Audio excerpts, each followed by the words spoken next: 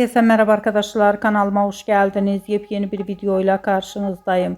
Arkadaşlar, bugünkü videomuzda Türkiye'nin ünlü oyuncusu İbrahim Çelikkol'dan yepyeni görüntüler geldi.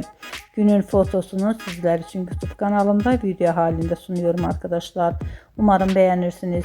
Videomu beğendiyseniz kanalımı izlemeyi ve bildirim butonuna basmayı unutmayın. Şimdilik benden bu kadar olsun. Yeni videomuzda görüşmek üzere. Hoşça kalın.